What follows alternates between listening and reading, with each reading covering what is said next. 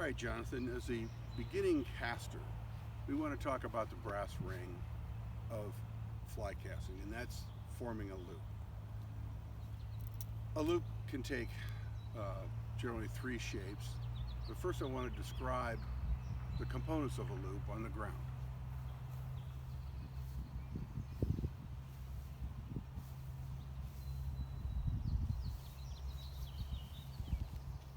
All right, so what we're looking at here is we're looking at the fly rod with the line delivering the forward cast. So the cast has been made, and what we've created is a narrow loop. And a narrow loop is only, well, sorry, let me back up. I need to define the components. So the top leg is also known as a fly leg for obvious reasons attached to the fly. The bottom leg is also known as a rod leg because it is attached to the tip of the rod. And then the nose or apex, which is that which goes through the wind. There are three types of loops.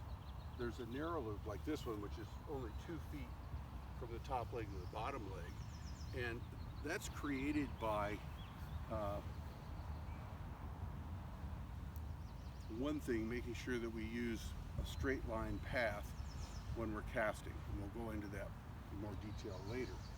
But the key is that this is a loop that is more efficient in that it cuts through the wind better than a wide loop, and also it is more accurate. So what's a wide loop look like?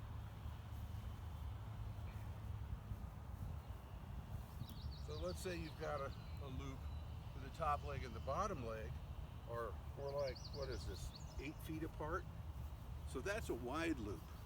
And a wide loop isn't nearly as efficient because you can see the nose is creating a lot more wind resistance.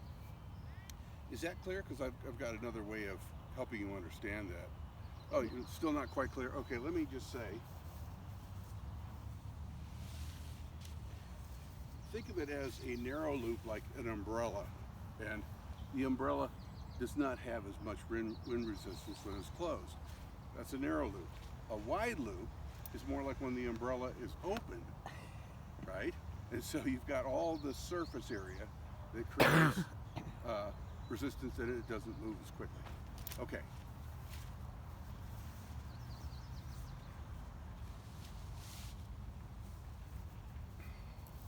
Now, let's talk about the tailing loop, which is, oh, by the way, the wide loop is made when the rod tip goes in a dome shape, a rainbow shape, because the line follows the rod tip, and therefore the line goes in that shape. Now let's look again, and let's look at a tailing loop this time.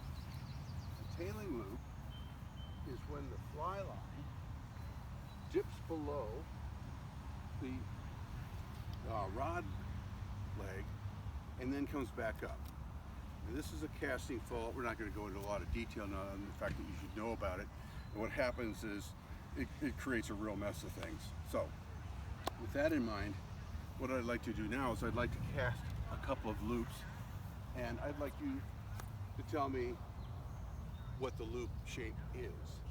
So here's the first one, and you can call it when it's in the air. So here we go.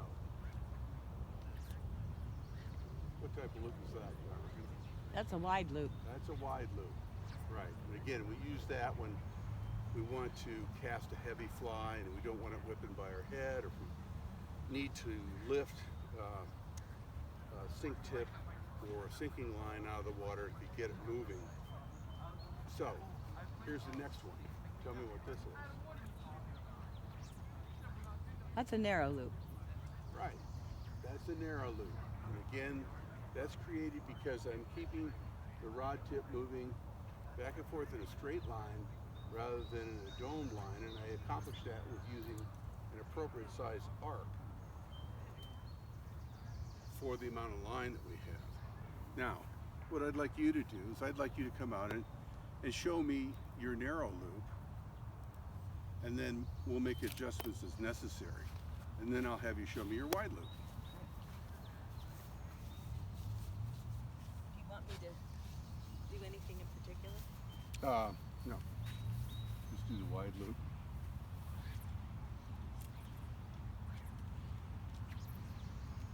Okay, so here's what I'm seeing. First of all, a wide loop is created by an open casting arc. So if a narrow loop is this casting arc, a wide loop needs to be much wider. So if you use your hand, think of it as the rod going back to about 1 o'clock, but when you come forward, drop the rod tip to about 9:30. So try that.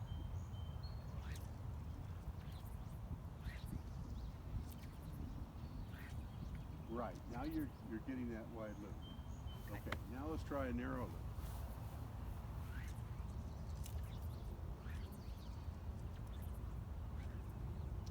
Okay, great, thank you. So, very close to that. I think what might help is that, again, we want to make sure that we accelerate to a stop, and you're getting a little wrist movement in there. And so what I'd like to do is I'd like to put a strap on your hand.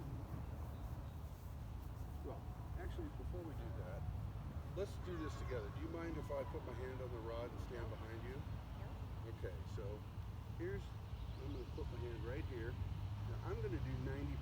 You're just going to ride along to get a feel for this. And in fact, I'd like you to close your eyes. Okay.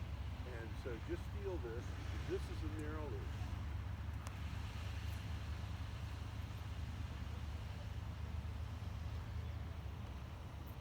Can you feel the difference?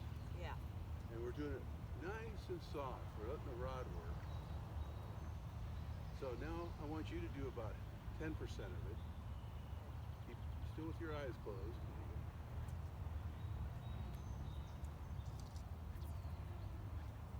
Okay. Now I'd like you to do about 50% of it. Your eyes closed? Yeah. Good. How's it? Can you feel that when it tugs? Yeah. Okay. Now let's put it down. Now I want you to do 75% of it. I'm just going to be here. Okay. And now I want you to do 100% of it.